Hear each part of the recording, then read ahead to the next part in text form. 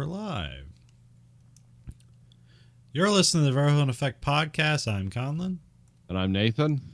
And tonight we have another very special episode. We have the 1996 movie Mother Night, directed by Keith Gordon, who is mostly a television director, and this is kind of his only film.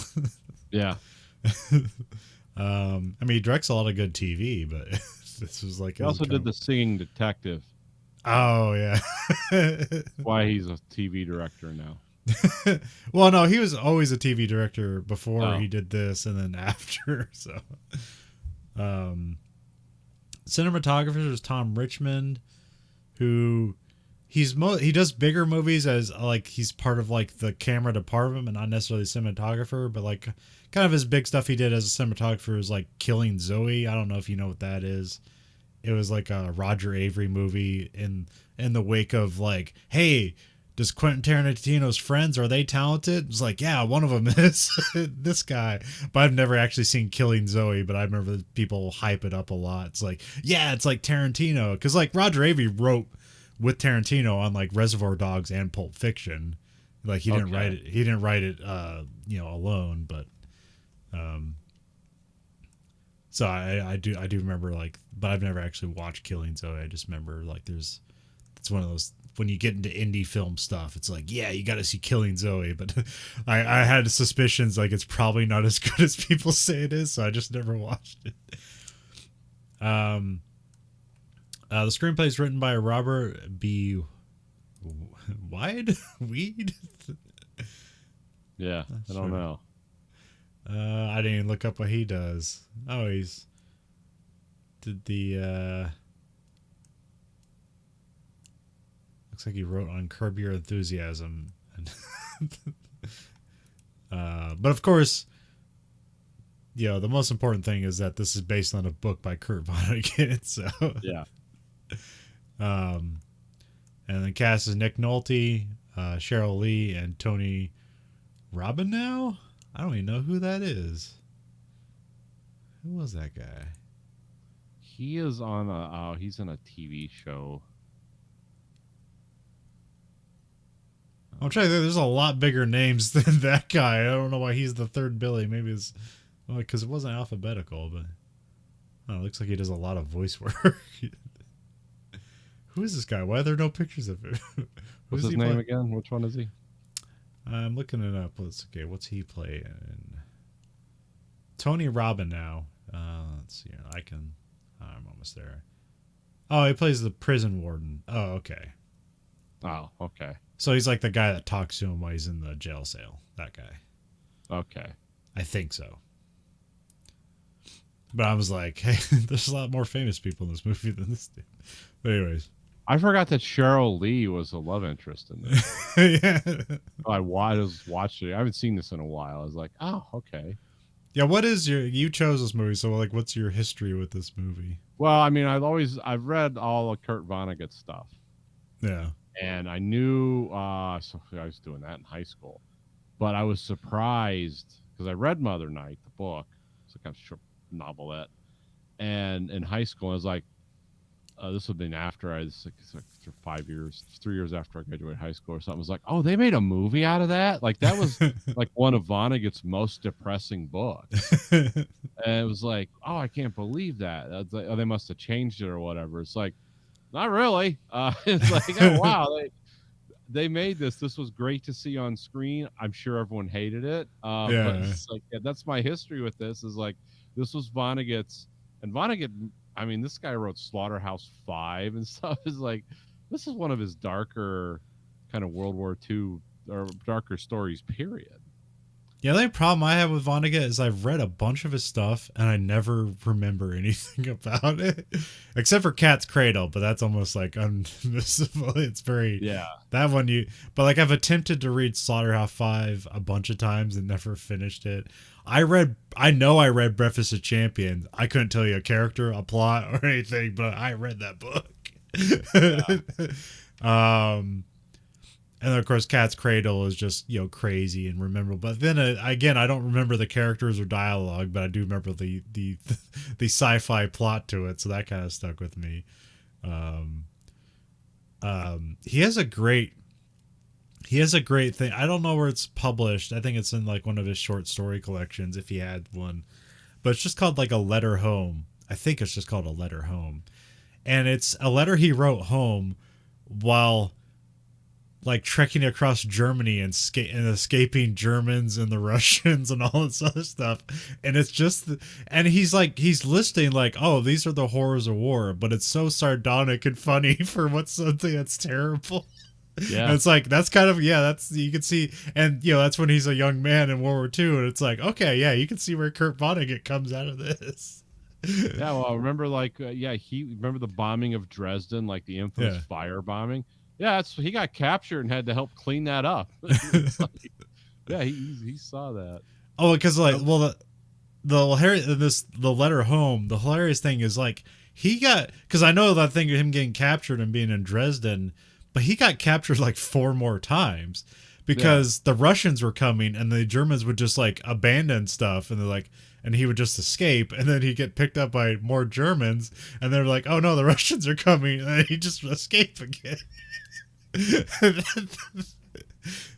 That's like, wow, that's World War II. That's not the World War II I've ever been shown. Yeah, that's weird.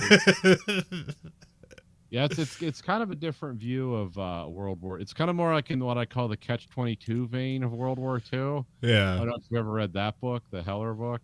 Yeah, where it's like it's a lot of stuff going on that's real, and then it's like, oh, it just gets weirder and weirder as it goes on, and it's like, that's kind of the World War II. But that was also World War II written by the guys who lived it. Yeah. So it was like, yeah, this was strange and stupid and very disjointed and misconnected in a lot of ways. But I mean, like most World War II stuff is even written by the people then is just how sad it is and how the horrors of war. And here it's like it's still there, but like he's like the horrors of war are also the absurdity of war, and that's can be hilarious if you have nothing else. Yeah. It's like, yeah, all this awful stuff's going on, but you can also just like act strange and react to things in an inappropriate way. But Kurt Vonnegut, he was like a chaplain, so he wasn't necessarily taking up arms, but he was still like attached to army units and stuff like that. So yeah, if I remember correctly, I'm not sure. I'm not. Let me see. What did he do in World War? Because I know everything. Like a lot of things, always circled around him. He was a guy who I know he studied like art and mechanical engineering. It was like a kind of interesting background. And from Iowa, or did he make his name in Iowa, or what is it? He's from Indianapolis originally, but he went to Cornell and withdrew and dropped out of college at 43, which is why he got put in the army. Oh, so he wasn't even a young man during that time, huh? Okay. Nah, yeah, he died. He was 84 in 2007 when he died. So yeah, he would have been like an older guy for World War II. I mean, mid-20s. But I thought he's 17. So. Oh, I thought you said he got drafted at 43. No, 1943. Oh, okay. He dropped out of Cornell, so he immediately got put into the army. I don't know. Yeah, it doesn't exactly say what he did, but yeah, I know. I've read his stuff. I mean, Mother Night was like I think his second or third book because I just read it, and the thing I thought was like, oh, this is actually one of the most coherent Kurt Vonnegut books I ever read. Yeah. Oh yeah, it is. Yeah, there's not a lot of esoterica in this. It's basically a guy who's tortured and manipulated by others, and I don't know. He's almost an innocent, but he's not at the same time. Like, is he bad or is he not? It's like he was talented. He was a playwright. He used his skills apparently for evil, but maybe not. We don't know. Because we don't know. He was too good at the job he is supposed to fake doing. Yeah. But also, like, I don't know. I guess we'll get into it later. But I don't know, is this kind of in your wheelhouse of like finding the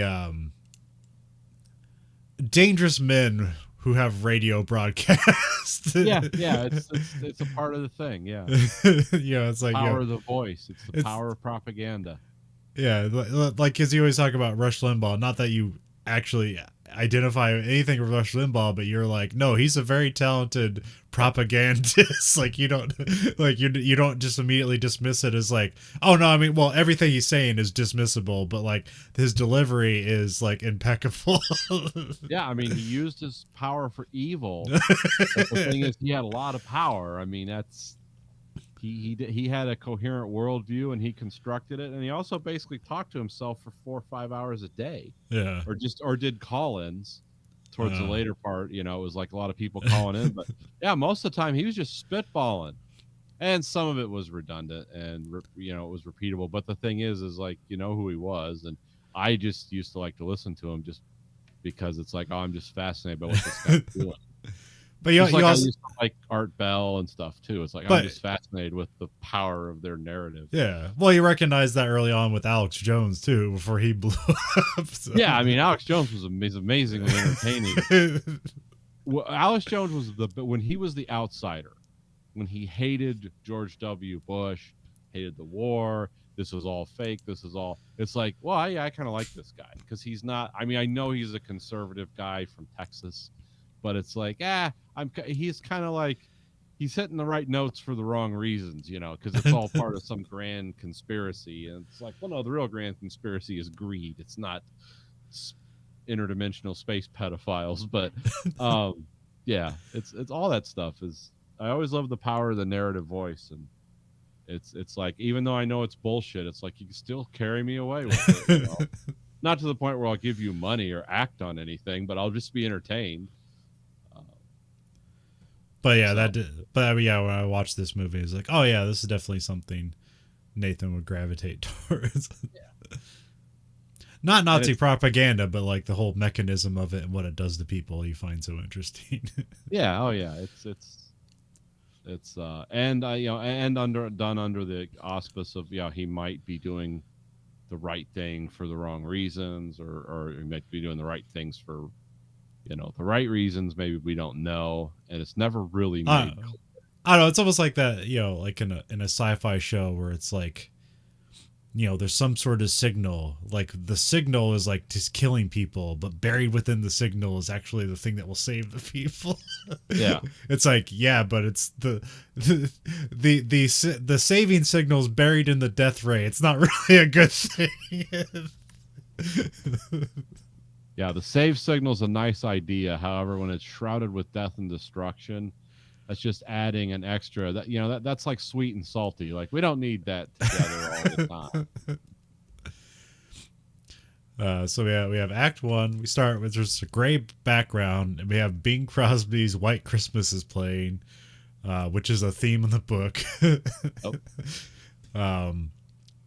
Then then we're like in pictures, and it's in black and white. It's some Israeli prison, and we see a prisoner arriving. It's Nick Nolte as Howard Campbell. It's Howard W. Campbell Jr., I think is his full name. Yeah.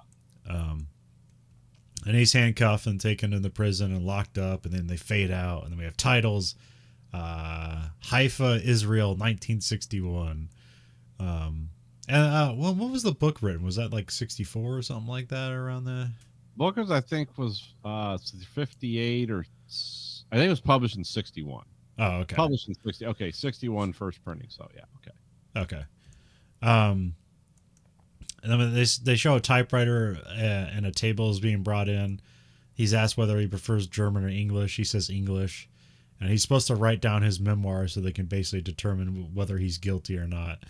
And then they zoom in on the special SS key on the typewriter, which the Germans had, which is the SS lightning bolts is one of the keys on the typewriter.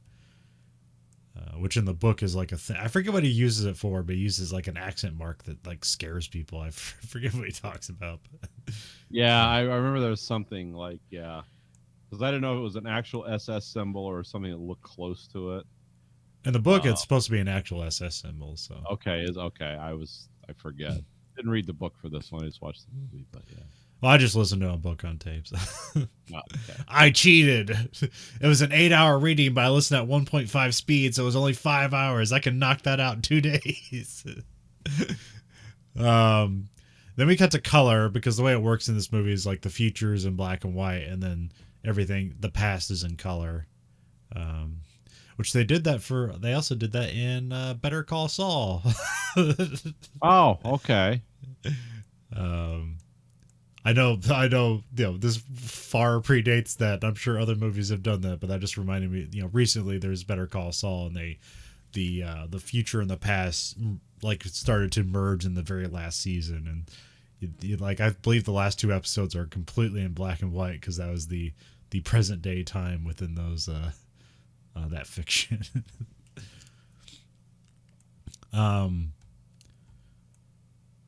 And then they cut to color. Howard's like writing propaganda as Nazi office. You got a photo of Hitler and then Nazi flags over the place. It's like, oh, so this is who this guy is.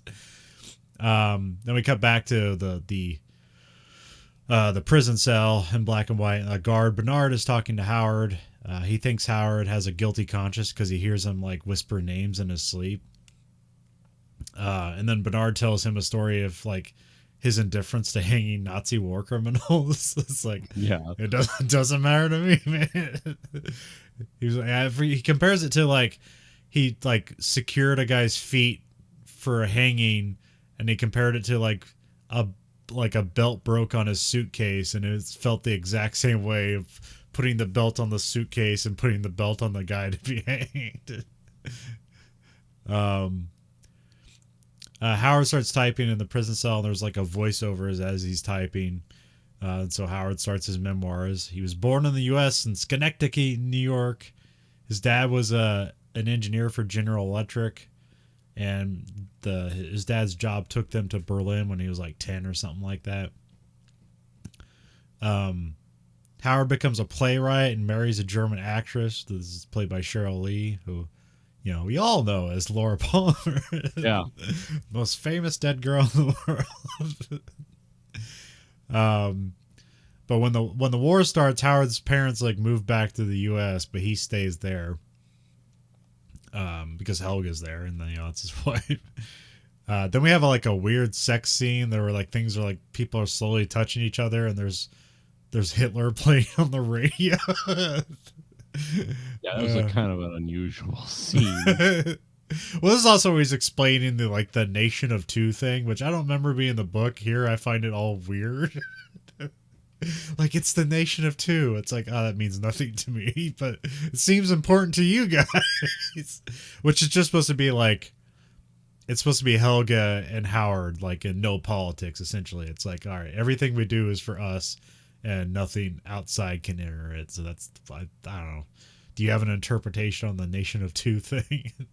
Yeah, I think that it was kind of like that. It was like nothing gets into our emotional zone. We love each other, and we only matter to each other, and whatever insanity is going on outside of this, we're not a part of it, and we're not going to let it in our within our borders that we've established. It's like very Russian. If you read like Solzhenitsyn and stuff, there's a lot of Russian relationships like that, like during the Stalinist purges and stuff. It's like, yeah, we just walk past the people being shot in the alleyway. It's like, as long as it's not us, we have each other. We're just looking at each other, nothing else that's going on around us. It's So that's what that idea. That's what I got from that. It seemed to be like a very Solzhenitsyn type idea of like, yeah, this is how you live through madness. You just look in the guy with one you love and nothing else. Because once you start having feelings, you'll go crazy. So you can't have feelings outside of. It's the emotional version of Don't Look Down. Yeah, pretty much, yeah. We also got Howard mentions the blue fairy godmother. I think that's how he refers to it. Okay. Yeah. So Howard meets an American in Germany. It's John Goodman, which I wasn't expecting to show up here. He's Major Frank Wirtanen, or is that how you say that? Okay. Yeah, Wirtanen. I'm just gonna call him Frank from now on. Hopefully, I don't confuse that with George later on. They're very just typical names of the era. So Frank is an American spy, and he's trying to recruit Howard as a spy. And basically, like the irresponsible danger of spyhood entices Howard. And it's pretty much the reason why he does it. It's like, oh, this is dangerous. And he tells him too exactly like what's going to happen. It's like, Oh, you're yeah. never going to be, we can't help you. You're never going to be recognized. No one's ever going to know we did it. You'll be hated the rest of your life, and no one will know any of the good you've done. That's why you don't know, like, if that guy's real or not. It's like, well, yeah, because he said this is what happens. Well, yeah, here it's in the book in the book he kind of seems almost ethereal, but here because it's played by John Goodman, it's like, okay, this is a guy, he represents things. But so I have that being the end of Act 1 because it's here's the dilemma, like he's gonna be a spy. So we have Act 2. Howard is doing Nazi propaganda, but he's like doing it as a character. Like he decided, like, well, if I'm going to be a spy, I'm going to create the best cover I can because he's a playwright and he's a good playwright. So like he's creating a character and he's inhabiting the character. So he doesn't believe in these things, but he has to like have a cover. And so he's like, the character he's called the last free American. So he's like an American living in Germany who broadcasts in English, I presume. Like I think, yeah, that's okay. No one ever speaks any other language other than English. So you just have to assume that they're all speaking German appropriately at a time. So. Yeah, probably because I would love to hear Nick Nolte speak German and supposedly be fluent in it. That would be amazing because he delivers English in such a strange way sometimes. Love to hear this guy speaking German. Howard broadcasts every Sunday afternoon. Here he's explaining like why he's doing one of his propaganda sessions, that he has subtle like expressions, like when he clears his throat and does all these way he pronounces things is actually like coded language where he's giving off like information to the Americans. Although what I didn't understand is like he makes it sound like he never knows what the information is. Yeah. But he's writing the speeches, so I don't know how he knows, or unless somebody else pauses is writing. And the throat clearings and stuff were supposedly inserted by people who worked within, Goebbels, like what was the propaganda ministry called? I think it was propaganda ministry, Reich Ministry of Propaganda or something. Supposedly there was someone in there that was inserting those pauses. And it's like it represented different forms of information. It's never clear how it works. But it's not really that important. No.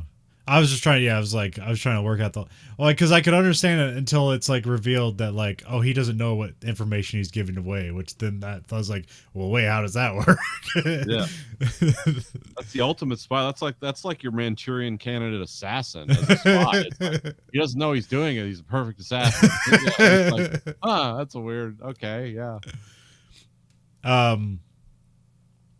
So yeah, I was giving coded information to the Allies, and then he ends every broadcast with Heil Hitler. So, yeah. We cut to Howard is like leaving, like the broadcast station, I think, or just some Nazi building, and then he's kind of accosted by a Jewish person who's calling him evil and a murderer. To which he has no reaction, but again, that seems like his character.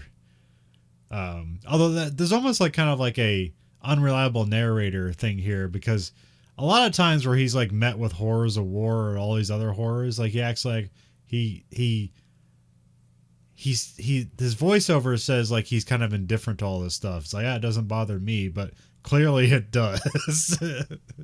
Yeah, it's kind of like he has this what would you call it, like this real cognitive dissonance about what he's doing, what he's saying versus how he feels. It's like, but it's traveling so far down parallel tracks. It's like, oh, he isn't the same person. I mean, he's just like, he knows that this is wrong. That's why he's taking the action that he thinks he's taking. But he's also like, he gives no evidence, externally that he has any feeling at all.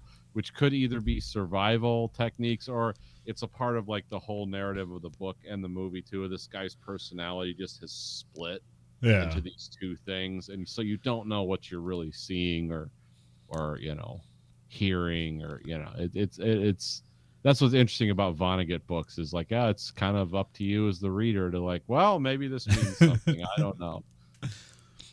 Then we cut to a party where Zach Grenier is playing Joseph Goebbels. He's a prolific character actor. So it's like, hey, there's that guy. Yeah, we've seen this guy. um, and then Helga and Howard like meet at the party, and then it just kind of turns into a weird dream sequence, which does feel very like Twin Peaks, like all of a sudden. So it's like, well, if we're gonna get Cheryl Lee, do some weird. Although I don't think they had Cheryl Lee screaming enough. No, they needed a little more screaming.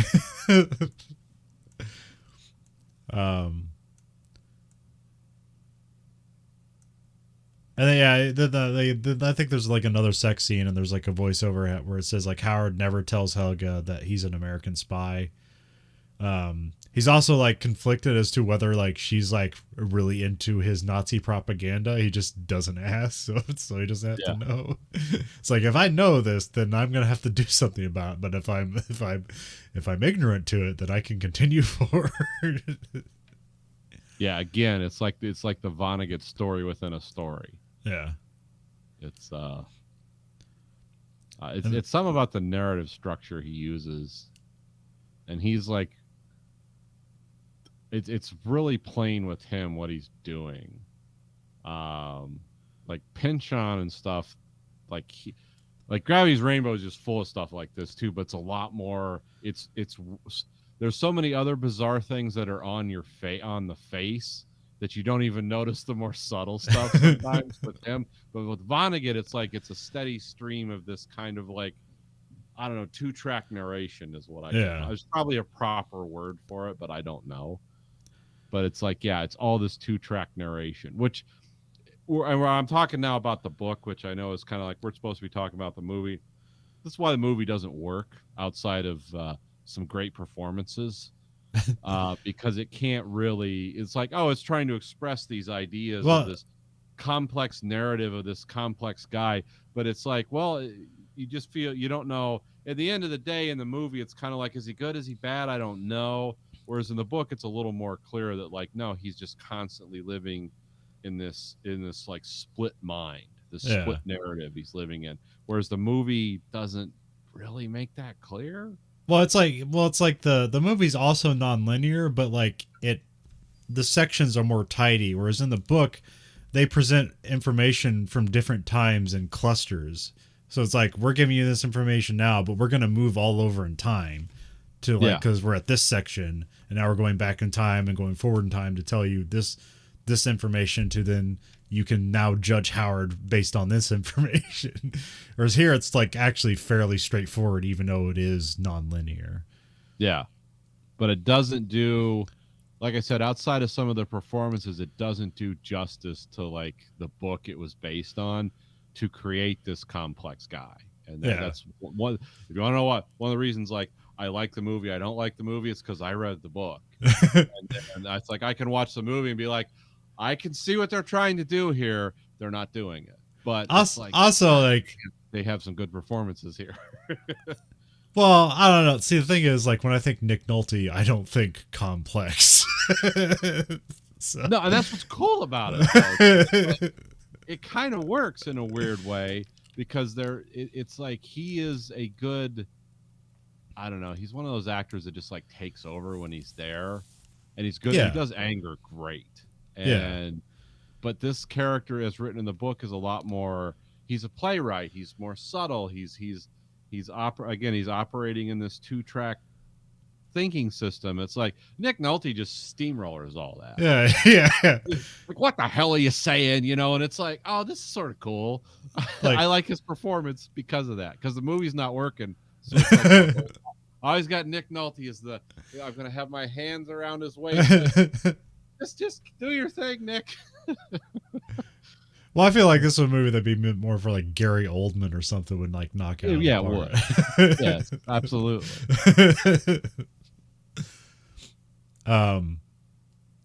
But Gary Oldman would save it in a different way, whereas Nick Nolte his performance is being credited with saving this movie, but really it's being credited by being Nick Nolte. Yeah. I wish they could have got Eddie Murphy to play the guy later, the black guy who's like friends with the white supremacist who wants a hydrogen bomb so the black people can nuke the Chinese. Which is like, oh, why didn't they just bring Eddie Murphy and just do a 48-hour trip? Yeah, it didn't happen. There's an air raid siren, and they run off to like a bomb shelter somewhere in Germany. Yeah, that becomes very dream sequency too. Kind of. Because that's the last time we see her alive. Well, yeah. Because we cut to Howard is reading correspondence that tells like the death of Helga because she was like off entertaining the troops and then died somehow. In the book, it was like captured by the Russians in like Eastern Germany. Yeah. Now, here they say like artillery strike. Oh, okay. And I don't. Well, because also. Yeah. Okay. Go ahead. Well, there's a weird moment where he says something like she was killed by Germans, and the guy there was like, no, she was killed by the enemy, and he's kind of like, what's the difference for a moment there, but just doesn't say it out loud. Yeah. And I was like, wait, what's that about? So obviously he's blaming the Germans for the death of his wife. So. But anyways. Yeah, there's a lot of weird subtext here in the book, at least I got about rape and sex and stuff like that, because captured by the Soviets is, in the context of World War II is a subtext for rape. It's like, oh, I hope she got artillery shelled, because if not, then we know. And then when you find out, we introduce other characters later, and it's like, oh yeah, wow, all right. So I think in the movie they just tried to like, well, we're going to talk about this a little bit, but we're going to move past it. Howard has like a quiet, nervous breakdown because of this, and he considers suicide for a moment by holding a gun to his head, and then decides like, nah, I need to write a new speech. So yeah, writing the most hateful thing I've ever written. So Howard's giving a voiceover broadcast. Germany is losing the war. Howard's dressed in a uniform and riding on a motorcycle. This is more explained in the book, but like he created this special like American contingent of soldiers within the German army that were supposed to be POWs that would be fighting on the Russian front lines. And he like designed, I can't remember what they're called, but he designed the the American freedom fighters or something like that. And he designed like their logo and stuff like that. So even though he wasn't like a German officer, he had like this stuff made up where he's like the head of it. So now he's essentially with this thing he created impersonating a German officer to make his way out of the war. Even though he's going up to people and it's like, which way is the front line? I'm going to the front line, even though he's not going to the front line. And they point and he gets on the motorcycle and goes the opposite direction. Yeah. Like, good on him. Also in the book, he stole like his neighbor's motorcycle or something like that. Oh, okay. Yeah. But here he just has one.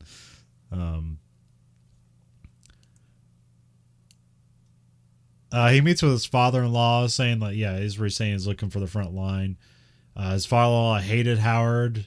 I think, I'm not sure if it's in the book or if it's here. It might be both, but basically he hated Howard because he made his daughter happy. It's like, that's not what a good German's supposed to do. He wanted his daughter to marry like a German officer. Yeah. Like the Wehrmacht or something. Because his dad was like the chief of police for some area or something. Yeah. I'm not sure. Yeah, he was like the sheriff of his region or whatever like that. But or something Swastika equivalent. Sheriff. Yeah. Sheriff Swastika. But also he loves Howard because of the propaganda he put out. He's like, here he says like, I would have thought you were a spy, but your propaganda is too good. Obviously you love Germany and the Aryan race. So Which that's basically the conflict of the whole movie. It's like, Well, the guy says, he goes, I didn't believe in Nazism because of Hitler. I believed in it because of you. yes, Because it made the world this crazy nonsense that Germany's doing. You made it make sense. Like suddenly I knew that like we are doing the right thing.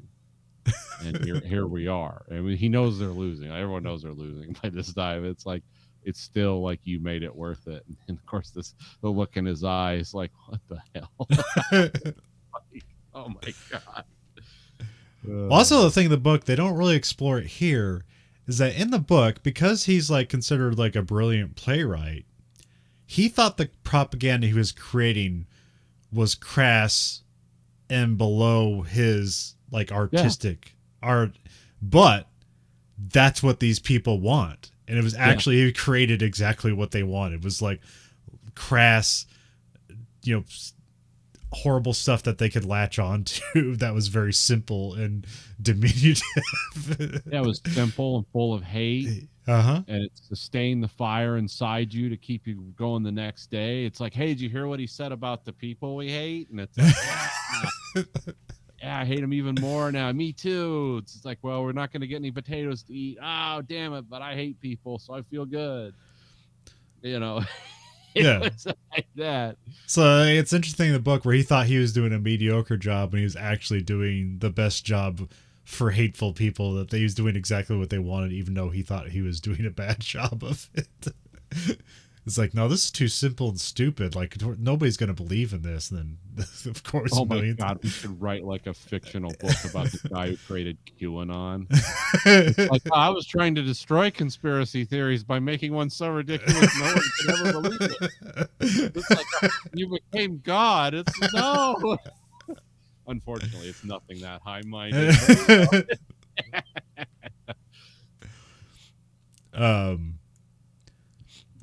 And then we have Howard is talking. Howard is tasked with killing Rezzy's dog. Rezzy is Helga's sister. Rezzy's played by a young Kirsten Dunst. Yeah, weird, right? Like, oh, holy crap! I mean, I think her big. I don't know. I think. Oh, what's her big? Well, I remember like one of her big movies was like the cheerleader movie she did, which was I think in '99. So that was only 3 years later. So she's still like a teenager here, but yeah, it is weird. She's 40 now. 42. So yeah, okay, yeah, she'd have been 14 or whatever. Yeah. Well, yeah. Well, especially because I read the book before I watched the movie, and like it's like, oh, this is very weird.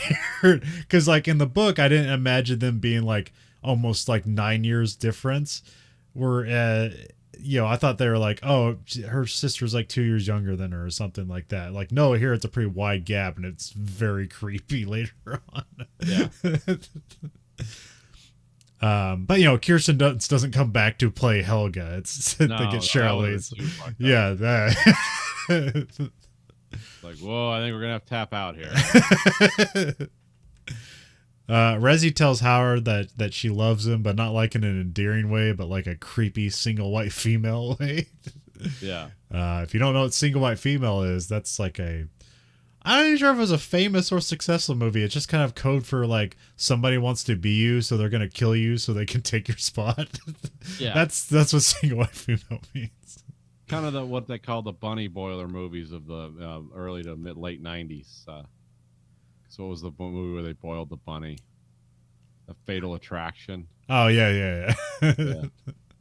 Yeah, so all bunny boiler movies are code for like, oh, psycho women films. It's like, and so Howard takes off in his motorcycle. Of course, he doesn't go to the Russian front. He wanders around until he gets captured by an American GI. Here's played by David Strathairn, who we last saw in like the Expanse. Yeah, The Expanse. He's a prolific character actor, but he's Bernard O'Hare is his name. Bernard B. O'Hare. And he's taking him around showing Howard like the horrors of like the Nazi machine. His voiceover seems unfazed. It's like, oh, the dead people look peaceful, but the key's clearly worried in the actual picture.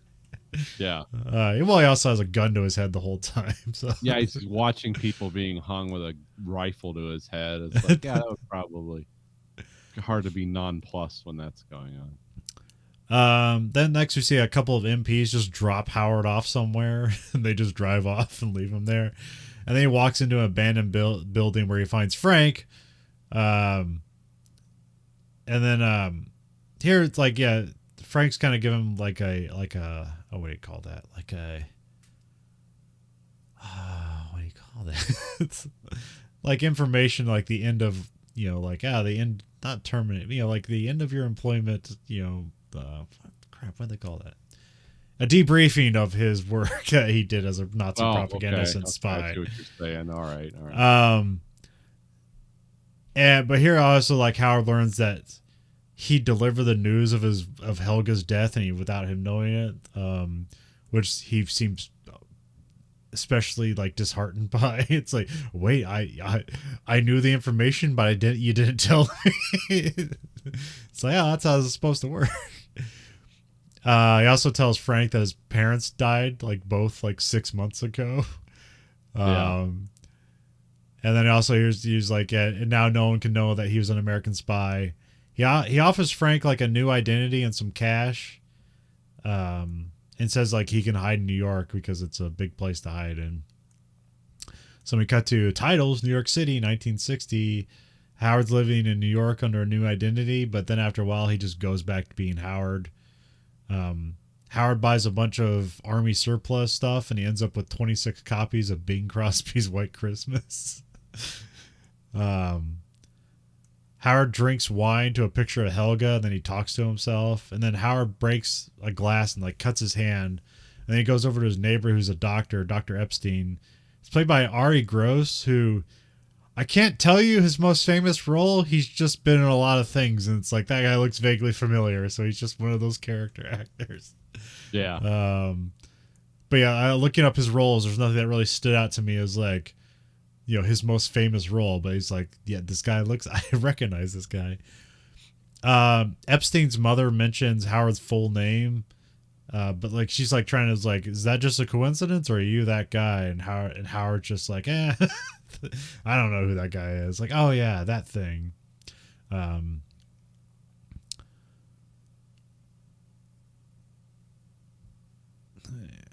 It's also where you find out that they're both survivors of an Auschwitz concentration camp. So, yeah. Well, the doctor's got like numbers tattooed on the inside of his arm. Yeah. And even like just a moment later, they tell like how, like he was born in a concentration camp and they like escaped together or whatever. And then she says like Auf Wiedersehen, or no, she says something in German. Oh yeah, Sprechen Sie Deutsch. And he's like, what? Pretends to not know German. And then he says Auf Wiedersehen to her, and she like corrects him. He's like, that means goodbye, right? And she says it means see you later. Yeah. Which is, I guess, is more cryptic in this sense. Yeah, like, what does this mean? Yeah. Then we cut to a jail cell, and Howard is talking to Eichmann, a Nazi, through the prison walls. I forget. Yeah, because there's something about like, was Eichmann the most famous like Nazi that they tracked down? The Israelis tracked down or something? I can't remember. I think he is. Yeah, because they got him in Buenos Aires and they hung him. Oh, okay. A few years later. You never see Eichmann. He's just kind of like talking through the walls. Right. They make him kind of like humorous. It's kind of weird, but I don't know. Then we cut back to New York, and Howard's making a hobby. He's bored and drunk all the time. And he doesn't seem to have any friends or anybody. So he makes a hobby out of carving chess pieces from a broomstick. Yeah, it's kind of weird. Didn't look fun either. Yeah, because in the book I was mistaking it for something. It was like making chess pieces out of broomstick. Oh, he must be doing this in prison. It's like, no, he's doing this as a free man in New York.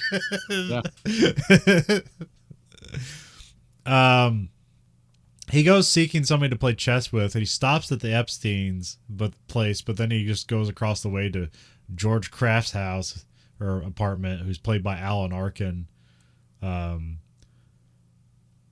which I feel like, well, maybe because it's the way that it's read in the book, they kind of make it sound like, I think they just say he's Russian straight up in the book. I can't remember.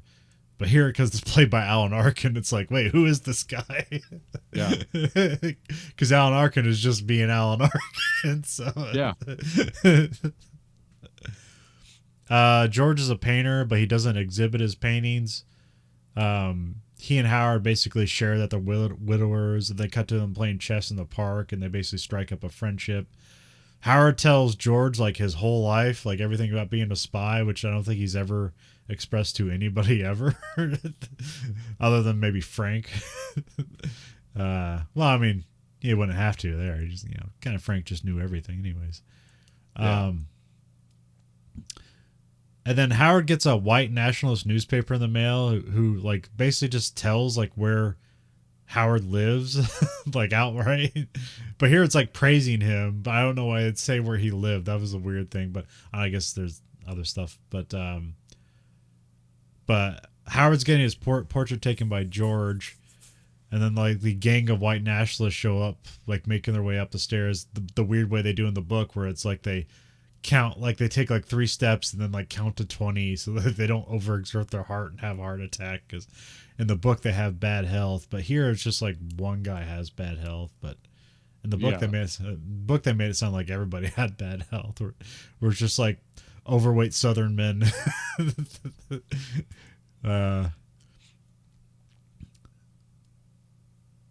But yeah, they're big fans of Howard's Nazi propaganda. Like they base a lot of stuff on him. But Howard doesn't like that they like the lies he created. Yeah. It's like, no, those are stupid. Why would you like those things? But they have a present for him at the bottom of the stairs, and of course it's Helga, and Howard is overcome with emotion. And then they go back upstairs, and then one of the white nationalists, like while grabbing like Helga's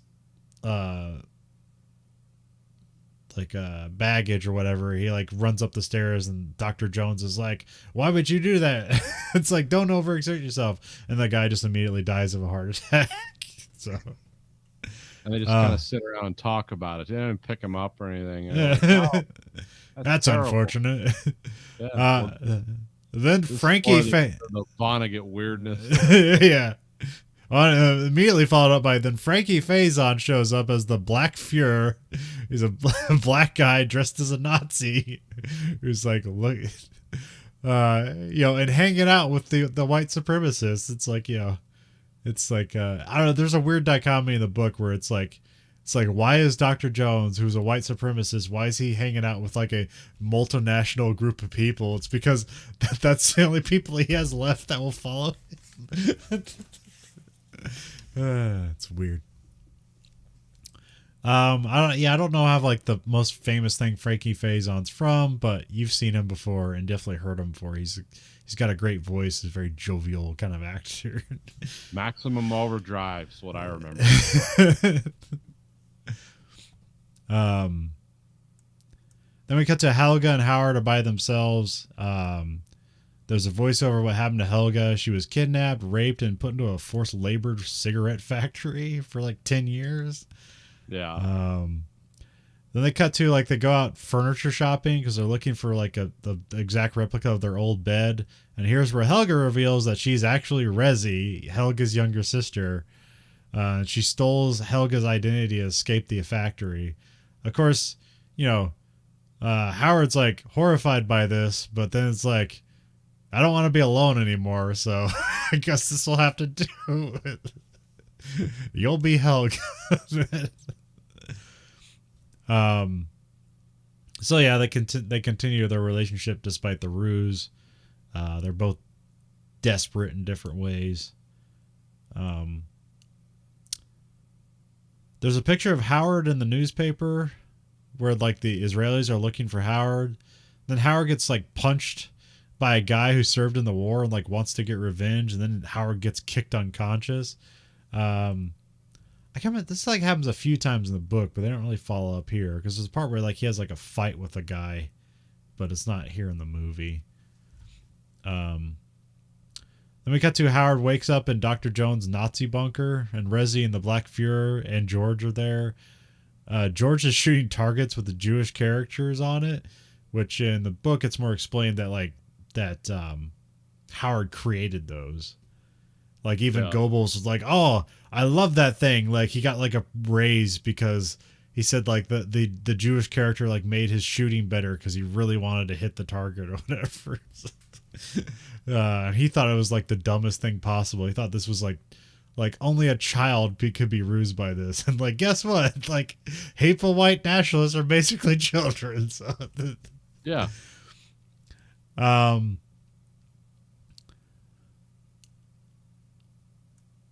So yeah, they're all making plans to like leave the country, and then there's a broadcast on the TV like basically just outing Howard's identity to the world on a broadcast, and that the Israeli government is looking for him. So I have that being the end of Act 2. Although that's debatable. Yeah, it's kind of wanders. It's like, is that the darkest moment for the character? No, but like once we start Act 3, we're kind of in this bunker and moving on. So I kind of had that seem like a more of a change to me. But so I have Act 3. Dr. Jones is giving a speech to a sad group of men. Again, not all white, but they're all sad. It's just weird. Yeah.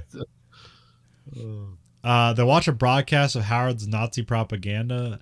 Here it's a video broadcast, even though like when he was doing propaganda it was all radio stuff. So I don't know.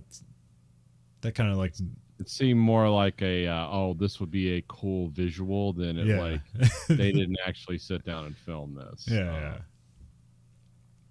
Well, Howard walks out and he's like confronted a video of himself and he's basically shocked by himself on the screen. It's like, is this who I am? And it's like, no, but he's distraught anyway. He's like, I did this. But yes. Yeah. As far as everyone else is concerned, just you and your Mr. Snuffleupagus.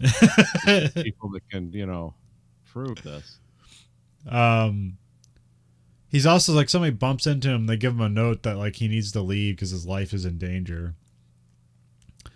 So Howard like sneaks his way out and makes his way to an abandoned theater somewhere in New York. And Frank is there to warn him that the Russians are after Howard. And that also that George is a Russian spy and also Rezi is a Russian spy. Yeah, it's like, oh, this has changed. Now it's the Cold War. Of course, Howard freaks out about this and pulls a gun on Frank. But Frank's, not too worried. It's like, I can talk him down. It's like, hey, I'm just telling you the truth, man. I know you don't want to hear it, but apparently the Russians want to use him as an example of like America's being complicit with Nazi war criminals, and because everybody hates Nazis, so if Nazis are too close to America, America might as well be Nazis. I'm guessing that's it. Yeah. Oh yeah. Well, that was a lot of Russian thinking too. Yeah. A lot of the Russians always from their point of view, they never saw really a whole lot of difference between German people, British people, and Americans. They were all just kind of just evil white people with like great technology that are scary. It's like, no, they're all the same. Then we come back to the prison cell. It's in black and white. So it's present. So you hear Eichmann's voice and he's trying to convince Howard that he needs to relax. Howard tries convincing Eichmann that he was like complicit in the execution of 6 million Jews, and Eichmann just says something like, hey, some of that numbers, you can have some of that number for yourself. Yeah. Hey, don't lay that on me, man. Not all. Then we come back to the first million, but no, not the whole thing. Then we come back to the bunker, so it's the past again. Howard confronts Rezi and George, but it kind of presents it as like it's some plans, like, hey, let's go to Mexico and then maybe Moscow, and then basically they realize like that was the plan we were going to present, but we haven't said it yet, so obviously something's weird and something. Yeah. So they get uncomfortable. Howard pulls a gun on George. As George is like reaching for a gun, Howard like pulls out the gun in a super weird and slow way. Yeah, that was I think So I is was that just. some cinematic choice they're making, or what I are they bet that was just doing? like one take. It's good. It's not really about Yeah. It's not John Wick here. We don't need to like have the perfect gun pull. This guy wasn't a soldier by after all, so it actually makes more sense character wise for him to fumble with the gun. Um, Resi tries to convince Howard that like she would never betray him. George just kind of sulks off. I don't think we ever see him again, but we also don't see him get captured. So presumably he did. Well, in the book, I'm not sure if it's said here. In the book, it's explained that like they always knew he's a Russian spy, but they just let him in to see what would happen. It's like, what are they doing? Yeah. So like George was never in control of anything, apparently, in the confines of the book. Resi takes out some lipstick that has like No, it's side. almost like he was an unwitting double agent of the FBI, but Yeah.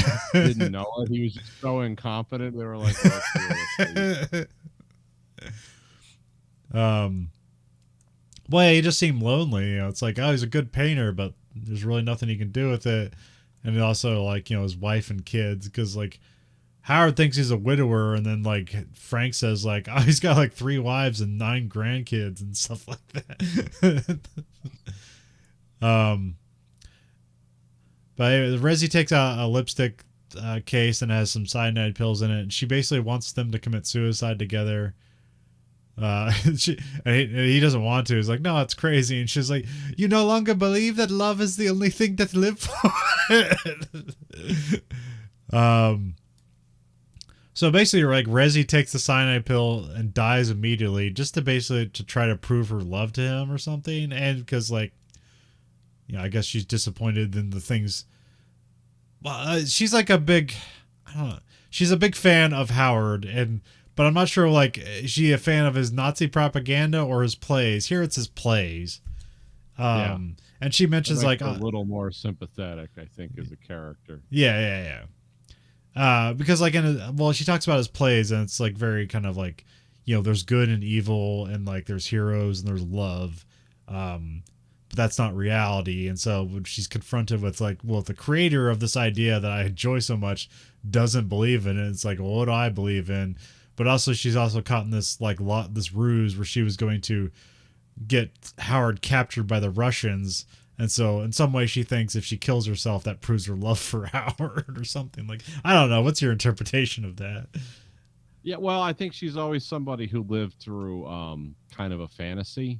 Yeah, Kind of just a fantasy interpretation of reality was how she made it. It's how she kept her mind together in the cigarette rape factory thing she was sent to. So it's like, yeah, she this is how she kept her mind whole. And it's like, yeah, it's all falling apart. So yeah, if we die together, that's like going to be the best. That will prove that ultimately my fantasy was true. yeah. And this horrible world doesn't get to win. And of course, he's not like, he's not in line with all that death thing yet, because he still feels like I'm not a bad person, even though everyone thinks I'm a bad person. I might not be a bad person. I just haven't figured out how to prove that yet. And so then it's like, but the thing is, like with a lot of things with him, is he does love her, but he doesn't understand her. And then she kills herself. And he's like just left alone again. He's like, here I am again. The whole thing just reset. So yeah, that's what I get out of her. Well, when he's talking to Frank, he seems really upset that's like, well, she can't betray me. It's like, well, she's not betraying you. She's just surviving. Yeah. Yeah, you're just a character in her play. It's not, you don't have anything you do that gets outside of the boundaries of what she thinks you should do is like, oh, she's going to go nuts. So when she dies, like Howard kind of like holds on to her, and then some agents just come up and pull guns on them. Yeah. But then he's immediately released the next day because of Frank's connections. Howard's like watching people. He even sees Kurt Vonnegut in here. Yeah, Kurt Vonnegut shows up on the street. Howard's frozen because he's like without motivation or direction, so he just doesn't do anything. And then a cop gets him to move along. So then Howard goes back to his apartment, which has been like raided and has like not Nazi pig like spray painted on stuff near it or whatever. because everybody knows who he is now. Then Howard goes to Dr. Epstein to try to like surrender like to Israel through him, and Dr. It was a weird scene. Yeah, Dr. Epstein would rather forget anything about World War II and Auschwitz and all that stuff, so he really wants to put that behind him. But his mother still has the energy for revenge, so she puts things in motion. And she also says something in German that translates to corpse carriers to the guardhouse, which is more of a thing in the book that's like repeated over again.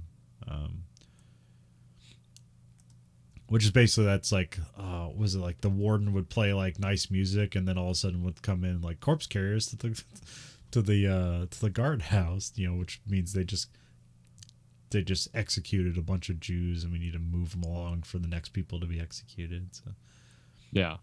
Then we cut to Howard's in the prison cell, and here he finishes up his memoirs, and literally that last line is the last thing he writes here. So now we're fully in the present now, and still in black and white.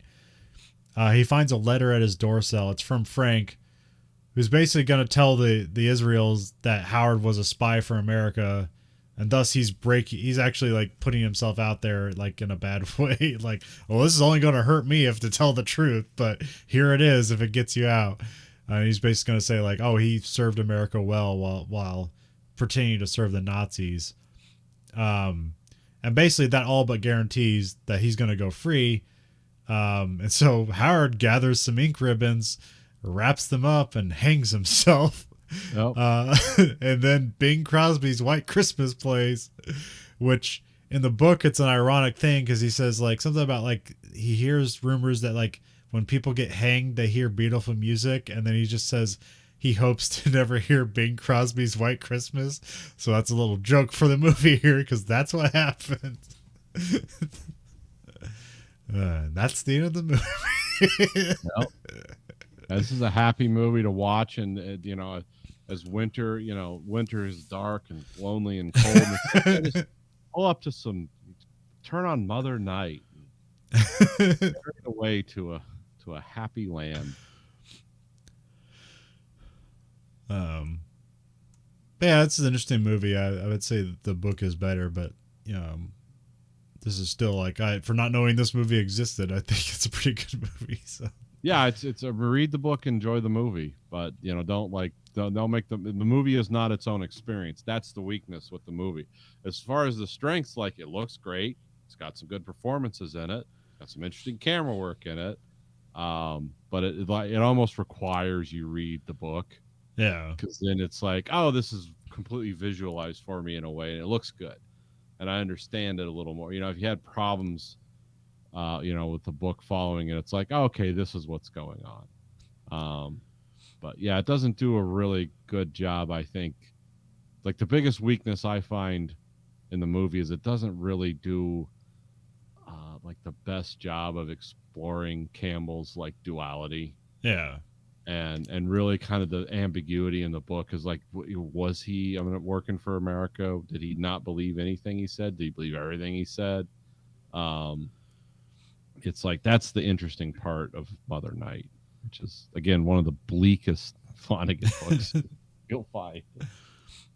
Let's see here. I think I mentioned a lot of the difference between the book and the movie. One I remember from the book that they didn't do here, obviously, is that his father-in-law, he read a story in like some like girly magazine where that guy was they didn't hang him like snap his neck hanging. They hang him to like choke him. Like he was like 4 inches off the ground, and they hanged him 9 times. Like they would just keep like having him almost get to death, and then bring him back down and then hang him again. And then eventually he dies with an erection. And then in the book it's explained that like, yeah, he just wanted death was the most thing he wanted, and he finally got it. Yep. So obviously you're not going to put that in the movie, but that is a crazy thing in the book. Oh yeah. Yeah. Also weird. Also, it's been like a legend thing too about, oh yeah, if you hang people, the men, they just die with this huge erection. Like, I don't know if it's true or not, but this is the first instance of autoerotic asphyxiation. Well, I guess it wasn't auto; he didn't do it to himself. But yeah. This is just Uh, general erotic fiction.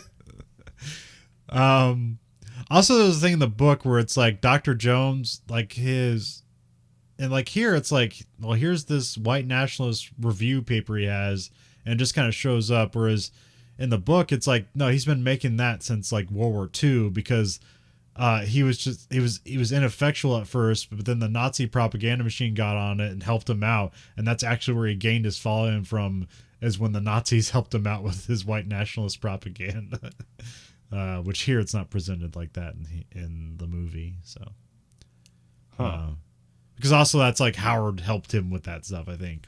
I mean, I don't think directly, but kind of like indirectly. Oh, okay. Where it's like, you know, the propaganda, the Nazi propaganda machine needs some ideas, and they just kind of float some things around, and you know, Howard's fingers are going to get in all those ideas. Yeah, and then the Bing Crosby thing. So it's ironic that he dies to Bing Crosby. Yeah.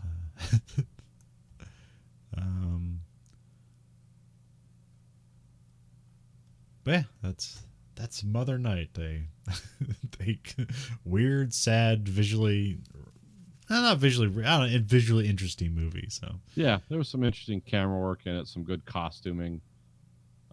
It definitely looked of the time. Yeah, I didn't look up what are the movies of 1996. Yeah, this came out like November, so I bet they were hoping that this was going to be like Oscar bait. I don't think it got nominated for Oscars. No, I don't remember hearing about it.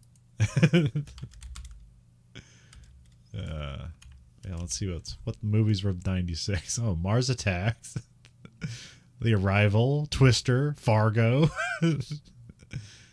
Titanic, Independence Day was the big one. From Dusk Till Dawn. The Rock. Oh yeah. Ransom. Time to Kill. Oh yeah, there was a lot of big stuff. Train Spotting, The Frighteners. Star Trek First Contact. Broken Arrow. Forget that. 12 Monkeys? Holy shit. Oh, Romeo and Juliet. We watched that one. So. Yeah. Huh. Of course, Joe's Apartment. Happy Gilmore. Eraser. Beavis and Butthead Do America.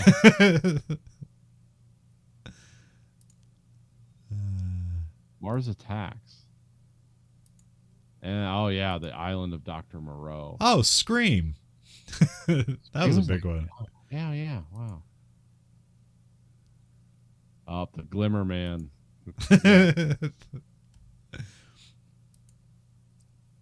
But Golden Eye. oh yeah, one of the best.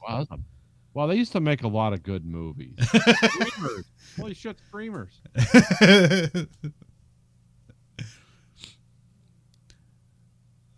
Well, you know, it's the movies you kind of grow up with. So, you know, I'm pretty sure like whatever movies we're dismissive of now, someone's going to grow up like, that was my childhood. They used to make good movies. But they did used to make good movies. They still make good movies. I haven't watched. Yeah, just like the, you know, because like, you know, I have a thing where I feel like I'm like my music tastes are stuck in the 90s. It's they used to make good music. It's like, no, they still make good music. It's just the music that in the 90s, like you had Nirvana and stuff was like broadcast through, like, you know, you're going to the shopping mall and it's like, you know, they're playing Nirvana over the shopping mall, and then you're going to the music store and they're playing Nine Inch Nails in the music store, and then you're listening to the radio and they're playing Stone Temple Pilots on the radio. It's like, what great music. And it's like, no, music still exists nowadays. It's just not played in those places anymore. It's not, the great music isn't following around. You have to go find the great music. Yeah. Yeah, that's true. Yeah, because like a lot of the, you know, been working on a lot of trades guys lately, and a lot of time it's just, you know, it's like nobody can put on a playlist, even though, you know, tradesmen talk like sailors and stuff like that. You have to, like, you know, you're being around customers, you have to try to keep things PG, so you can't just like throw on a playlist and play whatever you want where something could swear or whatever. So you got to listen to the radio. So listen to the radio, and it's just like, it's either like, oh cool, this thing from the 90s, or whatever the modern rock is, and it's always awful. I forget. There's some song, and I think it's a new song. I don't know. It could have been around for the last decade. I don't know. It's called "The Dead Won't Die," and it's like I don't know. I fucking hate that song, and it comes on like 3 times a day during my work schedule. Recognize that one. But then the other day, they actually had a Ghost song on the rock station. I was like, holy shit, they're playing Ghost. If you don't know who Ghost is, they're like I can't even know. I don't. They're probably like Swedish or Norwegian or like or from the Netherlands or something. It's like a cool, like almost kind of. I'd put them on the level of like Pink Floyd, where it's kind of like operatic rock. Oh, It's, okay. but they make really cool music, and like I've never heard them on the radio. They got like 8 albums. They're all pretty good. And I was like, holy shit, they're playing Ghosts on the radio. So I was kind of excited about that. Huh. Because they're relatively, like, to me, they're a band that like started in the 2000 or like 2010s or something like that or whatever. So to my music taste, they're a relatively new band. I'll have to check that out. I don't want to. I don't compare it to Pink Floyd's probably a bad comparison. I mean, I know you hold them very high, but I'm trying to, whatever you say prog rock is, it's kind of their vibe I'd give to them, where it's like, where it's almost like an opera that's done with rock music rather than just like straight up rock music. Ghost, check it out. Well, if you like what I heard, and how can you can find us at anchor.fm/Verhoeven Effect, or go to verhoeveneffect.com. It'll take you to the same spot. You can rate our podcast on your platform of choice. You can rate us whatever you want, but remember, the algorithm only listens to the highest rating. Remember, you control the algorithm. The algorithm doesn't control you. Also, at verhoeveneffect.com, we have listener support. You can support us on monthly stipend at either 99 cents, $4.99, or $9.99. You can find us at Twitter at Verhoeven Effect, Facebook Verhoeven Effect. You can find us on YouTube at American Greed Factory and watch both this and that show live and unedited. And we also have t-shirts at belowthecollar.com/Greed Factory. So for the Verhoeven Effect podcast, I'm Conlon. I'm Nathan. Goodbye, America.